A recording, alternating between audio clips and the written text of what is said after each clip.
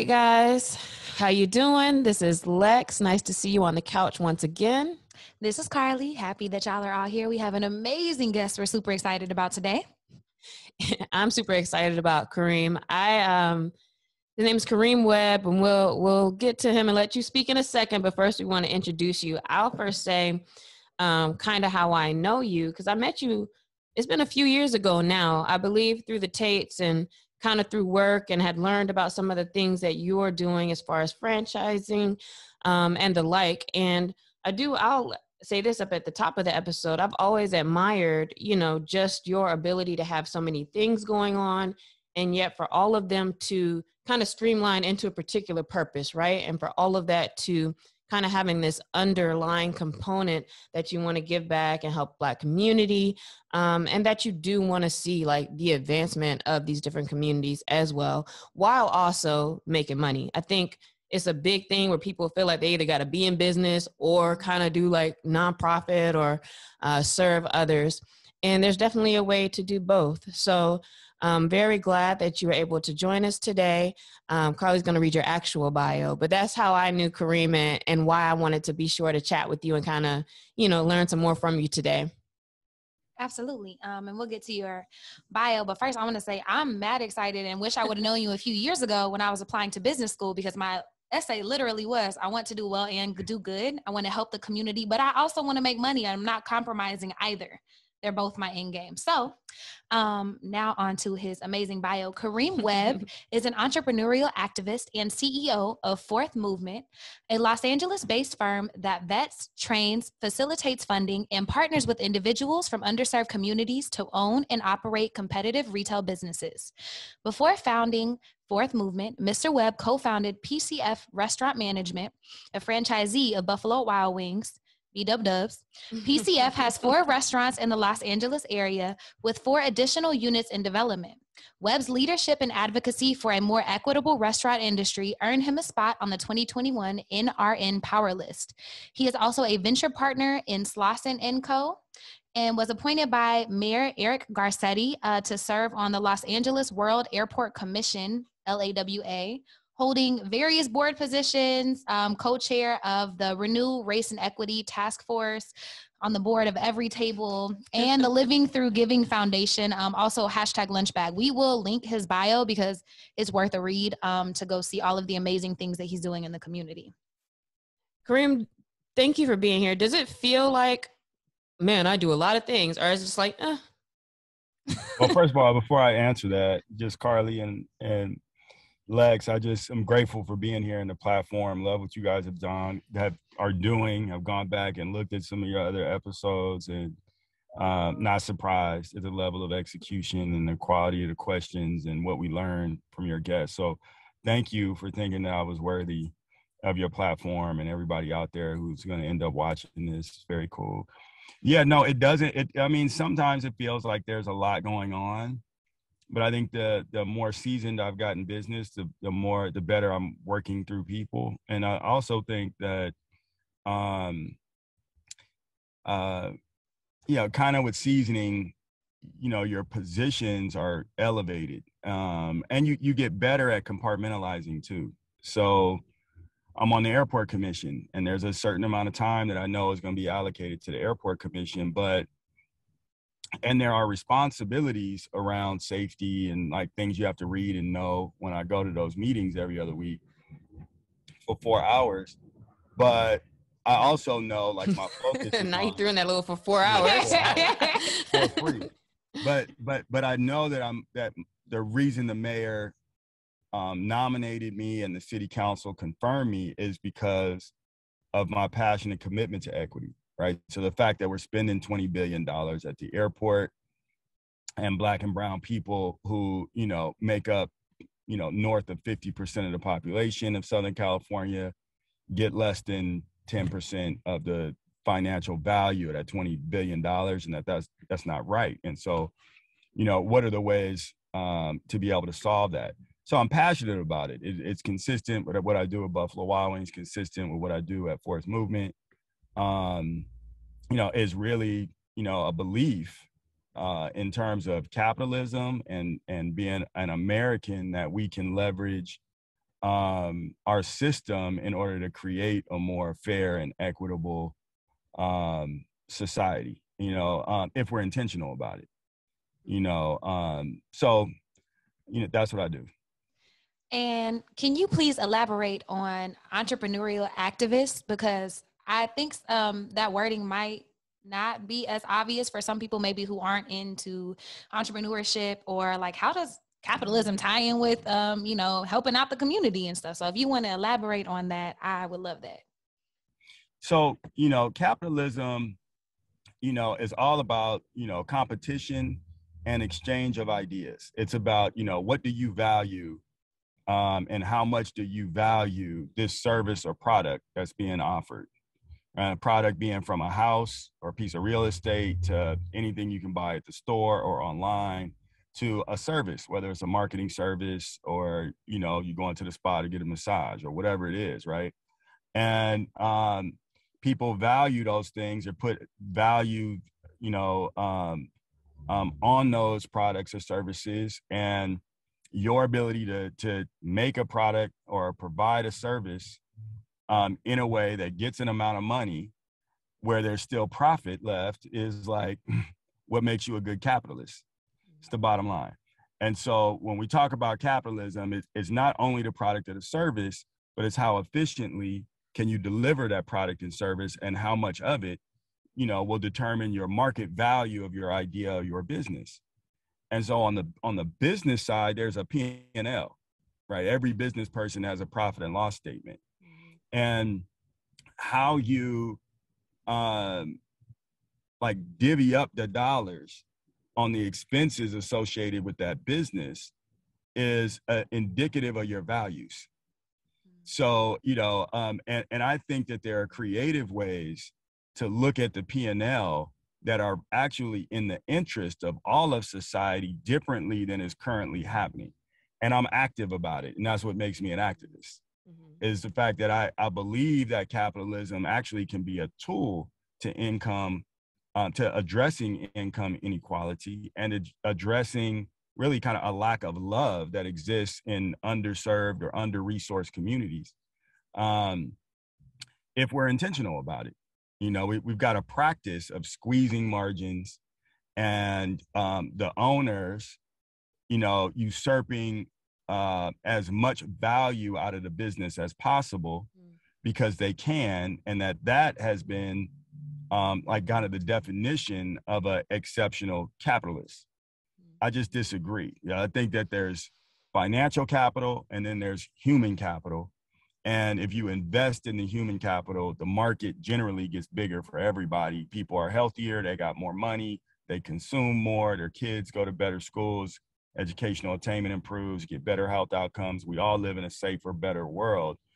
We can be more judicious with how we look at the P&L. Mm-hmm. So are you saying, or would you agree with the idea that capitalism can just be done a better way that's more people focused, right? Like caring more about people over just the consumption and the bringing in of the dollars?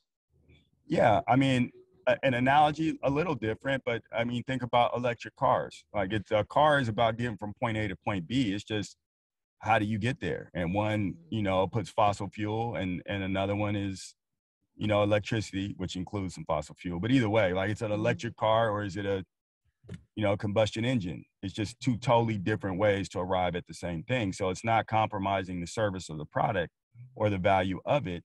It's really on the business generation side and who gets the benefit from the leverage created from that business enterprise.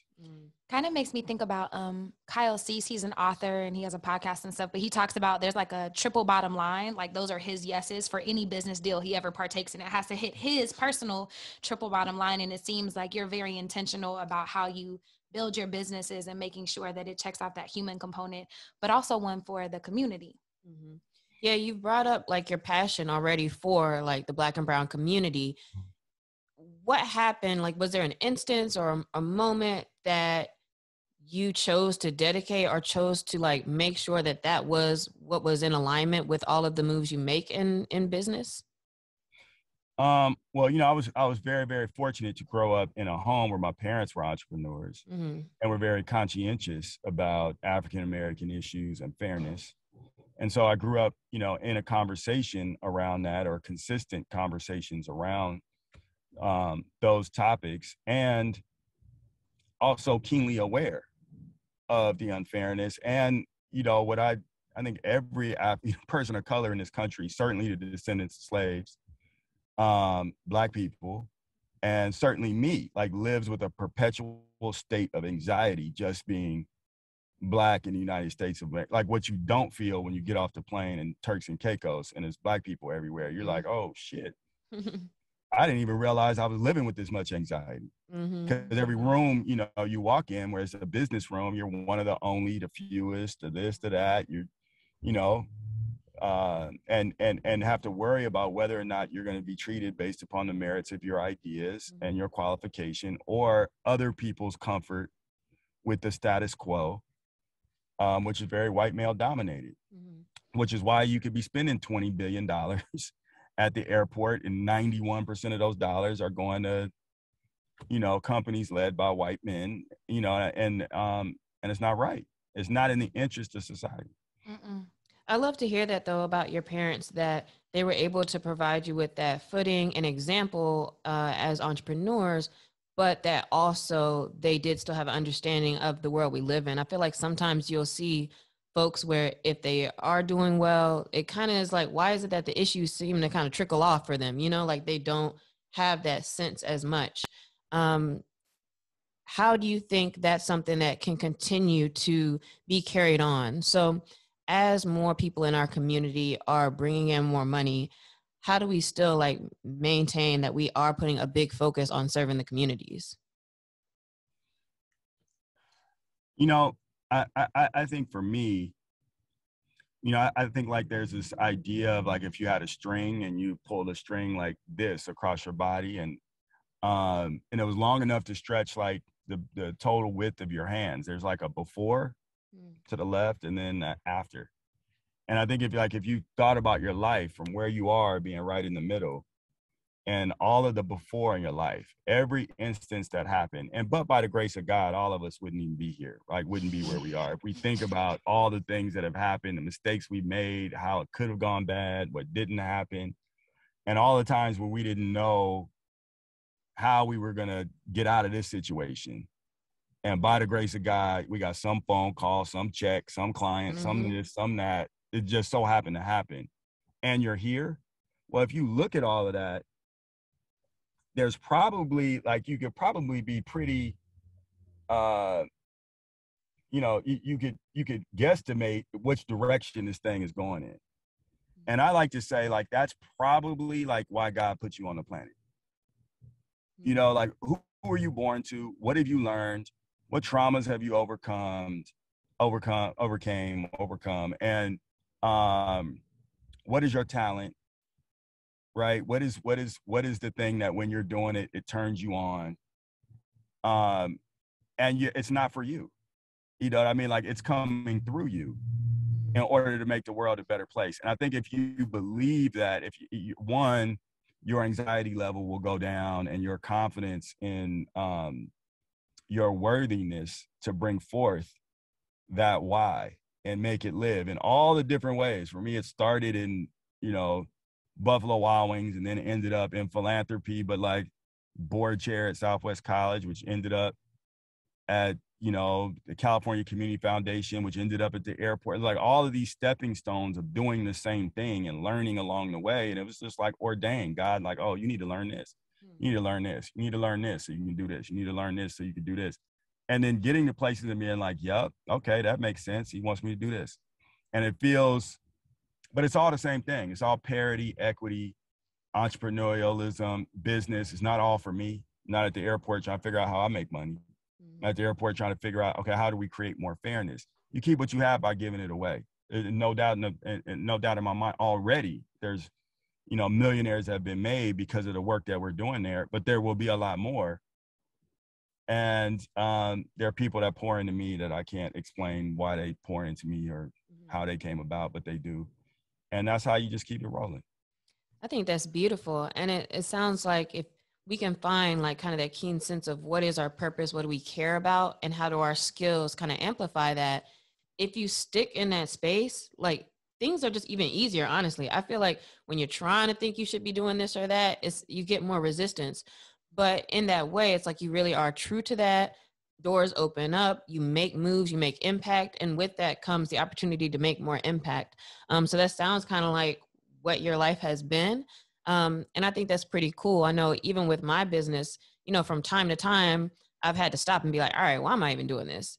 And I remember what I did was like on a whiteboard, I was like, well, let me just write out what's the things I care about. I care about seeing Black people do well. I care about this. I care about that. And then I kind of took my business and kind of like the marketing or the wording we're using. It's like, all right, does this reflect? Oh, there is opportunity for these things to make sense within that. Now, how can I actually just make that more apparent? And the more I make my business reflect me and what I care about, the better it does. So it's almost like, why try to reinvent something when you really can't just like live your life based on your values, what you care about, and what you want to see change? Yeah, that's right. And here's the test, right? Like at the end of the day, like you're a successful entrepreneur, right? Like you through your entrepreneurial endeavors, you maintain your lifestyle plus, right? But I promise you, you've never got a check that felt as good as some of the entrepreneurs when the light bulb went off and some of the work that you did and enabled for them helped them with their business. And they, and they were grateful, thankful, could see it, things were turning around, something happened. There's no, I guarantee you, you Look, have some never people I received see they start doing better than me, and I was like, "Whoa!" I was like, "Dang, I'm happy for you." Let me look at myself again. Yeah, but that's where the currency is. For me, I've gotten some big wires or checks in my life, and nothing ever like it's so fleeting. It's like, oh, there's some relief, and now what's next? But the feeling of working with somebody who didn't see themselves as an owner of the business and now is an owner of the business, and the light bulb is going off, and they're learning how to manage the P&L, and they're managing teams and all of that, and you see their family looking at them differently, they're seeing themselves differently. There's nothing that feels better than that. There's and nothing. So you see that with the work with Fourth Movement, I'm guessing. Can you talk to us a little bit more about Fourth Movement and 64 and Hope and like how those kind of tie together? Yeah, so geez, like a little over 4 years ago now, the work we were doing philanthropically, um, you know, I think got a city councilman to reach out to me and say, hey, we're doing these kind of set aside license, social equity license. I hope you'll take a look at getting involved in the cannabis space in LA. I was hesitant. I didn't really want to be in the weed business, but I did want to be in the people development business. And I saw an opportunity and really prayed on it and ultimately decided to do it. And, over a long time and a lot of hardship, we were able to acquire 21 licenses, and we got 2 of the 21 open now. And those stores are called 64 and Hope, Prop 64, legalized cannabis in California. And Fourth Movement is the parent company. The company is named after Jesse Jackson talked about in the afterword of Dr. King's book, Why We Can't Wait, where he said that if you describe the experience of African Americans in the United States, the first symphony would be the abolition of slavery, the second would be civil rights, the third would be voting rights, and the fourth would be economic equality. And that Dr. King was really focused on economic equality for everybody, not just African Americans. That's where Fourth Movement comes from. And we 100% finance people to own dispensaries, and we support them with shared services and HR and accounting and marketing and supply chain assistance, all the things necessary to make the business run, and train them, to run best in class businesses in that space. That's amazing. And it does sound like a culmination of all the things you've been talking about this whole time. Like, in Japanese, it's the ikagi. It's like where everything meets in the center of this like Venn diagram of your purpose, your passions, your communities, and the ways you want to change the world. But you started, I want to go back a little bit. You started with Buffalo Wild Wings. What was the intention or the thought? Like, how did you get into that? And did it grow into this? Yeah, it's funny, man. It's a God thing too. Like my parents were McDonald's franchisees, so they got into that when I was 11 years old. You had hella hot fries. Yeah. No question. All kind of apple pies and egg McMuffins too.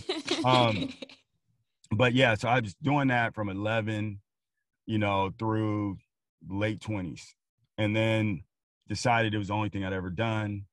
Wanted to do something else. Got into real estate in LA, and eventually, like, one of my real estate clients had gone. There were no Buffalo Wild Wings in LA. Kobe and Shaq, the Lakers were in three-peat. Me and my business partner now, that I grew up with, Ed, we were buying bottles at nightclubs because that's where they were showing the games. We didn't have sports bars in LA.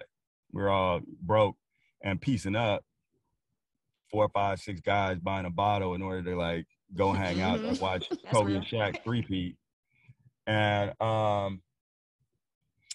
this athlete, he was like, man, would you vet? I know you said you'll never get back in the restaurant business, but would you take a look at Buffalo Wild Wings? They were in Vegas. And I went there, and I was like, McDonald's is not fun. So I'd done it my whole life, but You're just used to it. Alexia, you'd never be like, Still not fun. Come hang out with me at McDonald's. No. Oh, I see. Yeah, Like, as a consumer, and like, let's just come hang out with me at work. It's not a hangout place. It's not a place where I would go. I didn't really eat the food. I went to Buffalo Wild Wings, and I was like, oh, well, if I'm gonna work 60 hours a week, I could do this. This is fun. That's fair. Right. And so, and then when I went in the kitchen and looked at the operations, it wasn't like chef-driven food and something different from my McDonald's experience, really. So I was like, yeah, let's do it. So we started doing it. We opened one in Torrance, and then we opened in the Crenshaw district. And that led me to, like, we sponsored teams in schools. Dorsey, my mother's alma mater, was around the corner. And I went there, spent some time with the principal and some deans, and they had an entrepreneurial school on campus. So I ended up teaching a class, fell in love with that, taught kids how to open a pop-up restaurant, and, like, just fell in love with that development process. And that's where the epiphany happened. I remember walking out of that class one day, and it was like, yeah, I don't sell chicken and beer. I develop young people. And that led to one philanthropic, kind of service mode to another. And then in terms of my relationships around the city of Los Angeles started to elevate, and other opportunities opened up. And those relationships turned into business, because people don't deal with you in a vacuum. Oh, you're Kareem, we're at Equinox, I only deal with you because we work out together. No, those people end up being investors. They end up being golf buddies. They end up being, asking me to get involved in their businesses. Same thing on boards. Typically, when you're on boards and you're civically engaged, you're with people who have the time and the resources to do the same thing. They're successful. Yep. And the people you spend time with, are the people you're going to collaborate with in all areas of life, and you just grow. So that being said, the people around you are important. Obviously, I think that's an obvious statement. But now, if you're in a space where, all right, I want to be at another level as well, do you think that's a big key to it? And how do you do that? Like, to kind of get yourself in these spaces to have those other types of conversations, maybe to learn from other folks, et cetera? Yeah, I think one, you can just be intentional, and it's also kind of understanding what is the next step. So here's an example, like, being at LA Southwest College led to an opportunity to be on the board of California Community Foundation, $20 billion. Okay, well, on that board it's like one of the probably most prominent African-American private equity people in LA. So we developed a relationship. So I started learning about capital in a way I otherwise wouldn't have learned about, the carry and funds and this, that, and the other, and blah, blah, blah. So then when I'm talking to my boy AJ about wanting to fund our own ideas, and all of these entrepreneurs that would reach out for advice and this, that, and the other, it's like, man, we hear some good ass ideas. Wish we had our own pool of money. Fast forward 2 years, Slauson & Company exists. It has $75 million. Hey. You know what I mean? And AJ and Austin are running that fund. I'm a venture partner to the fund, and there's a pool of money to fund good ideas.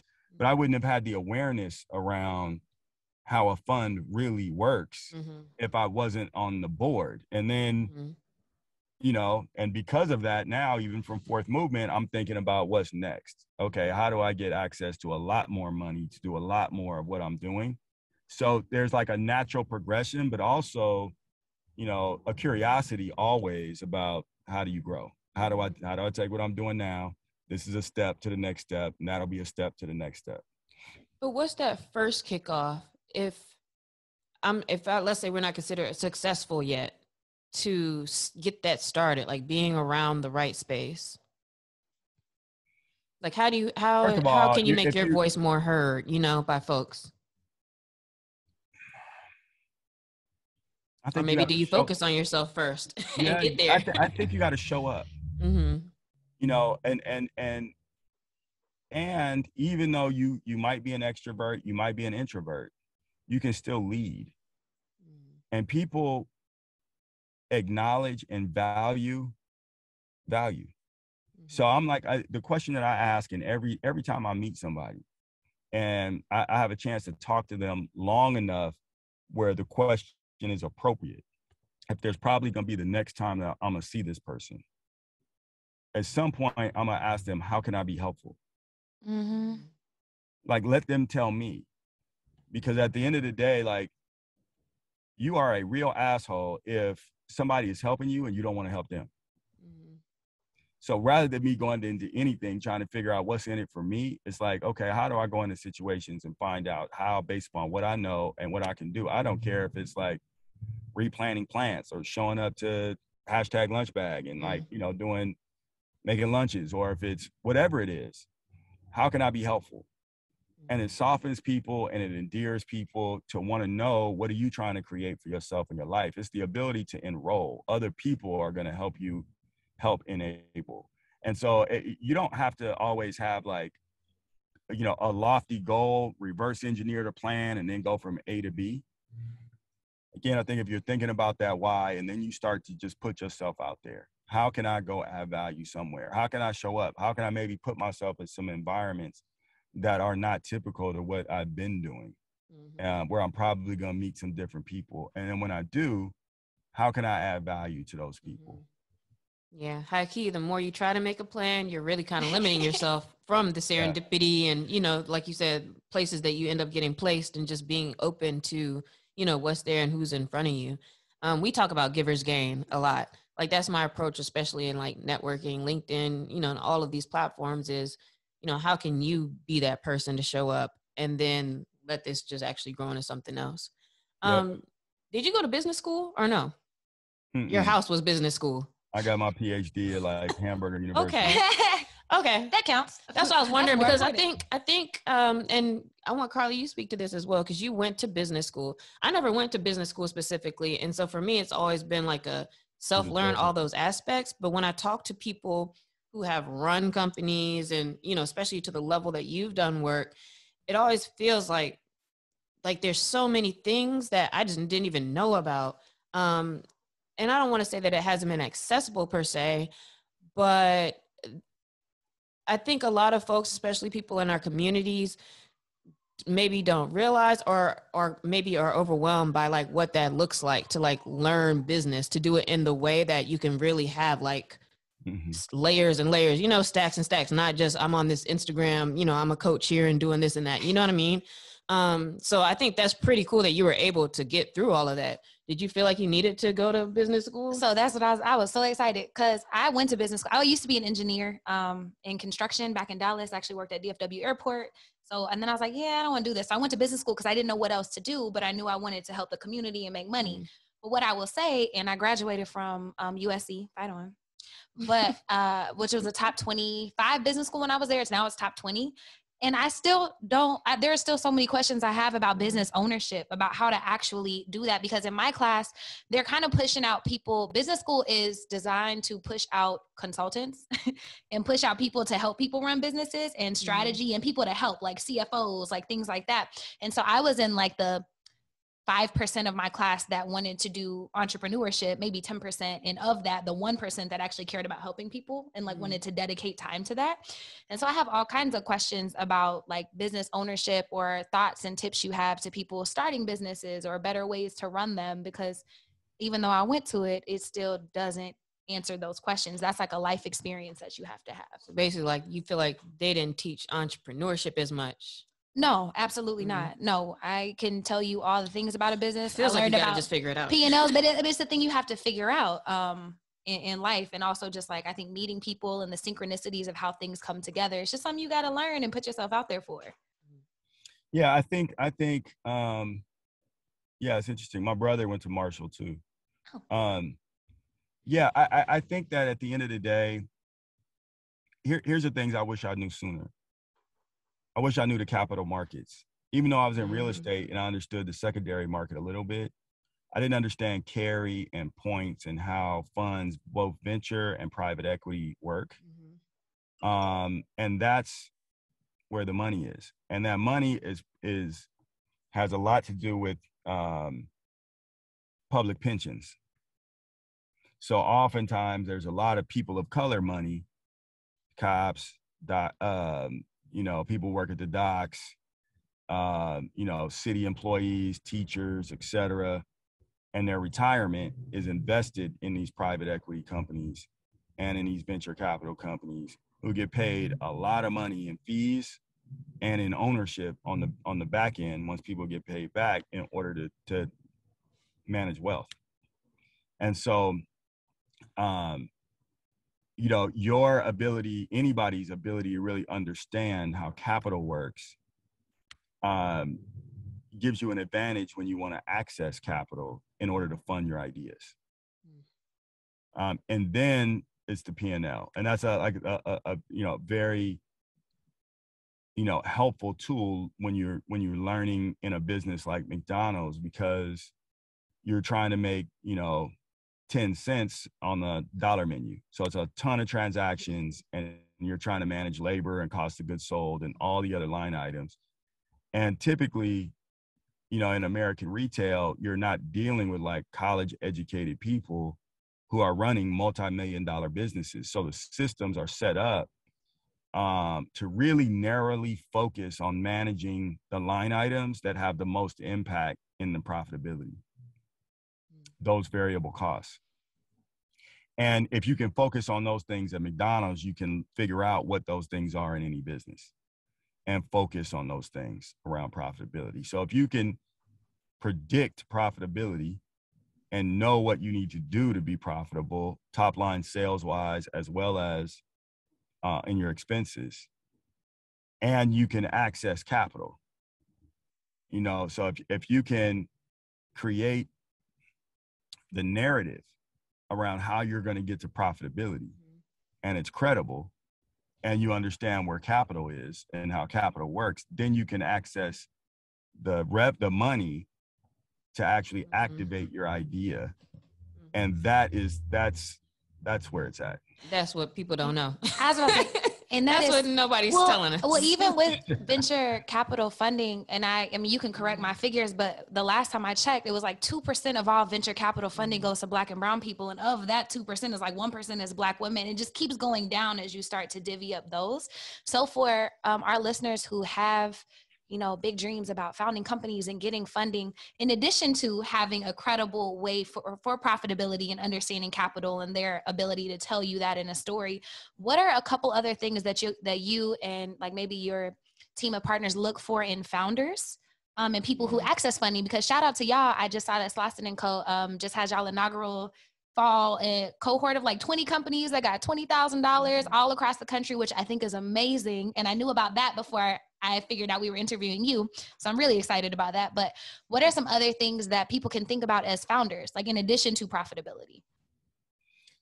Well, in the venture space, there's a couple of things.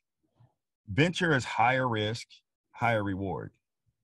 So when you're talking about private equity, there's the bank you can go to money for, and banks want not only proof of concept, but they typically require multiple years of operation.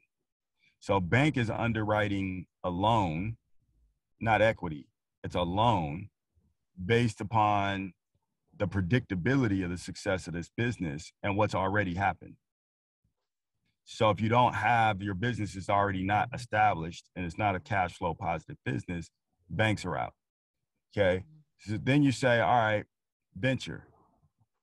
Venture is looking for, a venture firm will go make 40 bets on companies. And they need 5 of those companies to hit. they could lose money on the other 35 companies. They don't want Mm-hmm. to, but they could, because the 5 companies that hit, they're not looking for base hits or doubles. They're looking for grand slams. Yeah. Okay, unicorns. Mm-hmm.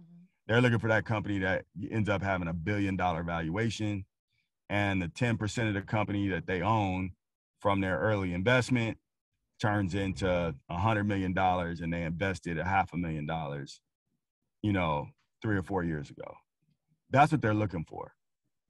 And so you have to does your business model have the potential to be $1 billion company?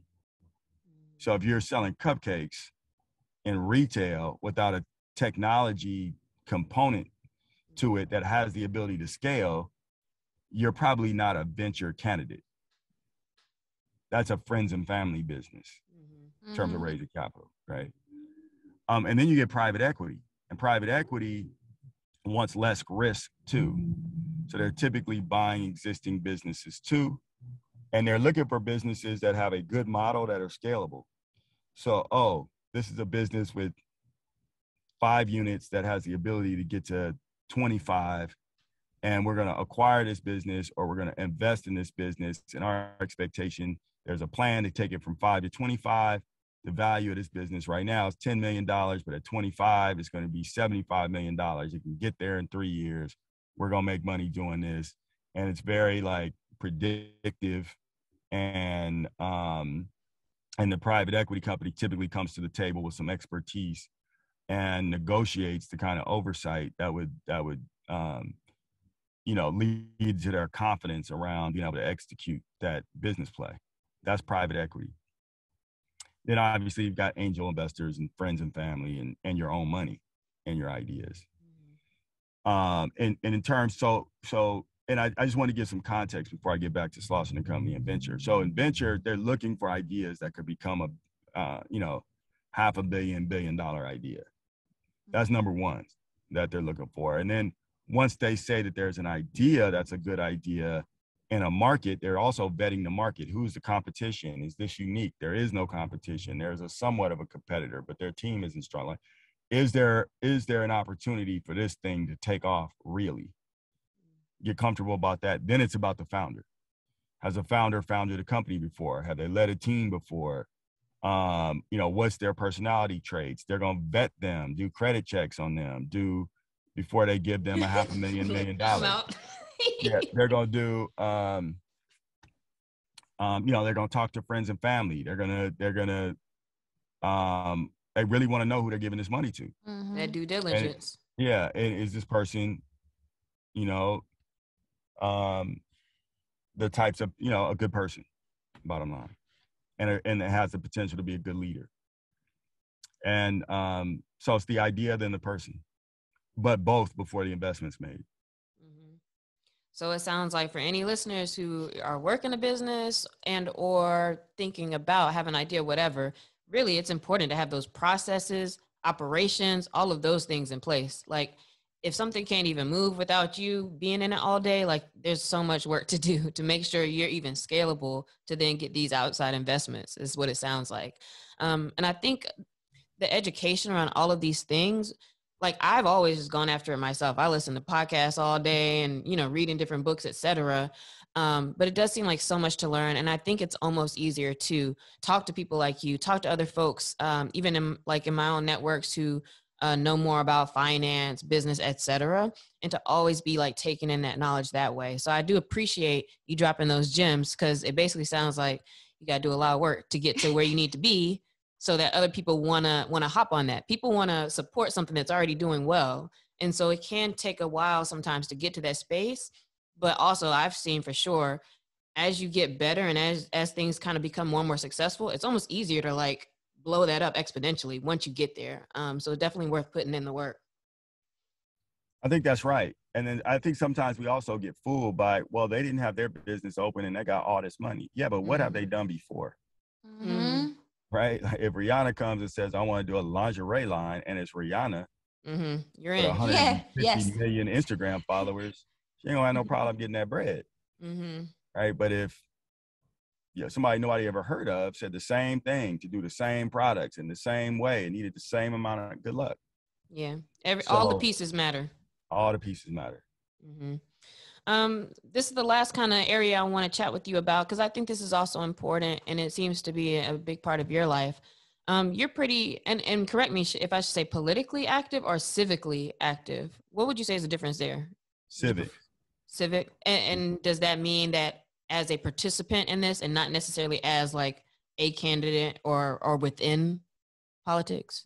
Yeah, and it just means that it's not exclusive to politics. Okay. It just means that, you know, it has to do with community, and policy is a part of our quality of life. Okay. And Absolutely. policy that is aligned with our values Okay. and our interests. Mm-hmm. Because I advocate for policy that's aligned with our business interests, but my business interests are aligned with my personal values too, right? So you got a full circle. Yeah, so policy matters, and who the people are that are executing the policy or deciding, you know, who those policymakers are is important too. So I do believe in being very engaged with local, state, and federal elected officials, and doing, you know, what you can to you know, get an outcome in terms of those human beings that are making those choices on our behalf. So you know, as you know, you came to the fundraiser for Karen Bass, who I think is going to be an outstanding mayor when she wins. Very supportive of Mayor Garcetti. Think he's brilliant. Very supportive of several other folks in the state, federal government, right? And so, yeah, I think that's very important. And also, just like, as you see yourself as worthy and your ideas are worthy, you can put yourself out there, you know, become a part of your community and advocate for your values and what you think is right for you, yourself, eventually your children, whatever. Like, and because if you don't, somebody else is.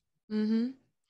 And so for people who like maybe, you know, are kind of new to getting involved civically, or, you know, maybe they have ideas like, what do you have any recommendations on like how to get started in doing that? Like, where do I show up to, you know, start sharing my ideas or to put myself out there? Like, what does that actually look like? What's something that they can go do, or a way to try to get involved? Almost every local policymaker has their own town hall, right? It's still, you know, COVID active, so they're virtual. You could call an office, call your city council person, call. Well, you got to know who they are first. Yeah. So first of all, Google and know who these people are. Yeah. I live at XYZ address. Who's my city council person? And it's going to pop up. And then call that person's office and say, hey, I'm a constituent. I'd like to be invited to the next town hall. That's it. And they'll take your email and they will invite you. And then you begin to start to see the sausage making and what the process is, and when you have the ability to get in where you fit in and make your voice heard. And again, just like we were talking about other things, and then you'll end up meeting people, you know, who also care, who are aligned, and some of which, you know, you haven't reached their trajectory yet, and they can be more helpful to you than you probably can be to them yet, which is all good. Yeah, and that goes back to that, like, what can you give? Like, what can you give? How can you get involved and help out for those causes or for those people? But I think that's important what you said, because I think some of the first steps really are you just being more aware and learning, you know, understanding like who the folks are, what do they care about, and actually knowing. I think that also kind of empowers us to feel like we can make some kind of difference, right? I think a lot of people right now are, not even right now, forever, are a little disillusioned with politics and with like, oh, I can't really do anything. Nobody's listening to me. There's not a way to make change.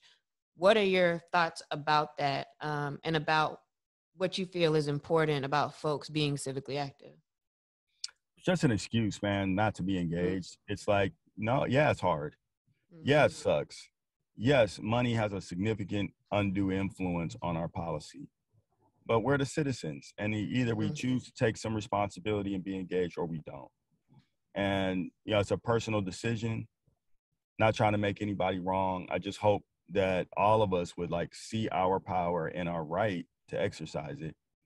And, you know, this is a way to do that. Got it. I like that. Yeah, and a great call to action. So get informed if you want to change stuff, and got to start with us. Thank you so much for joining us and sharing your time. We know you're a busy person. Again, if y'all haven't checked out his bio, we're going to link it, do that. Please let us know like where people can find you and how they can connect with you if you're interested in that. Yeah, for sure. I'm everywhere on social, LinkedIn and Insta. I'm at Kareem Webb. I'm sure you guys will do the graphic and so on and so forth. So you can, just get me there. I respond to my own DMs and all that kind of stuff. So, always happy to be helpful where I can. And is there anything that you have going on right now specifically that you'd want to promote or you'd want to call people out to check out? Anything you're working on? Yeah, we just launched cauliflower wings at Buffalo Wild Wings, so the vegans can come eat some cauliflower wings. Just now? Yeah, this week. And then we big in Cali. Come to 64 and Hope. We opened the second unit on Melrose. So we're on Melrose in LA. So if you're in LA, get to LA, you're getting swagged out on Melrose. Come get a little tree at 64 and Hope. And we'll have some big announcements later on this summer. But by the end of the year, we'll have 10 of those stores open, and we're looking at doing some other things. That's awesome. So go get an eighth, and then go get some cauliflower wings when you get hungry afterwards. Wings, that would be kind of fire if you had like a little later on. Yeah, a little tour, connect all those dots. Little weekend plans, weekend adventures in LA. I did go to one of the openings. It was really nice. So shout out to you. The store is really nice. Everybody was super friendly. Great vibes, great options of, product and swag, like he said too, like the shirts and everything, high quality. The screen print didn't come off or nothing. So shout out to you guys. I appreciate that. And I think showing that quality and showing our people in those spaces is super important. And I think that does make a huge difference. I already told you how much I admire you at the top. Thank you so much for being with us. And our last thing that we do at every show, we have a question of the week, and that you got to answer it too. This one's kind of easy though. Yeah, this one's real easy. We gave you a home run. What is one book that you think everyone should read and why? Oh, I guess it's the most recent book that I just reread. So Ben Horowitz, What You Do Is Who You Are. It's a great, as a leader and a business, we're talking about business here. It's a great book for people to know about building culture in your business. Oh, awesome. Let me write that down. Good. Get on Amazon and cop that one. What would you say, Carly? I would say off the top of my head, there's a few I would recommend, but I would say I got a lot, but I'm gonna narrow it down today and just do one. I would say A Return to Love by Marianne Williamson. And it is her review of A Course in Miracles, but I think it's imperative because it gives you a different perspective about love and how to love other people, like from a very authentic, like unconditional place, like what that can actually look like. The Great Experiment. And then one I'll go with, I don't know if it's considered a classic, probably. I would say The Richest Man in Babylon, just because I remember reading it. And I like when there are books that I get the lesson, but it's kind of parable form, kind of alchemist-y style. Alchemist. But the fact that you can read it again. And I like how what it changed for me when I read that is that money can be easy. I think the way I grew up and a lot of folks grow up, it's like that's something kind of out of your reach, or you just don't know where to start, what to do. You get it and you have to use it and you have to spend it. But I liked how The Richest Man in Babylon just kind of reset, a mindset around money, getting it and keeping it and growing it before all the business terms and stuff. I love that. Yeah, awesome. So y'all check those out. Hit us at Carly's Couch. Let us know what books you would recommend. And then I want to say thank you again to Kareem. I'm inspired. I was inspired reading your bio, but right. She was over here really like, wow. Slauson and Co. I know them, all this stuff. So I just love all the things you're doing in the LA landscape for the people and super inspired. Thank you. You'll probably see him around the city at some point now. You'll recognize him. You guys inspire me, man. You guys are dope. Thank you so much, man. We appreciate it, Kareem. All right, y'all don't be a stranger. God bless. Thank you.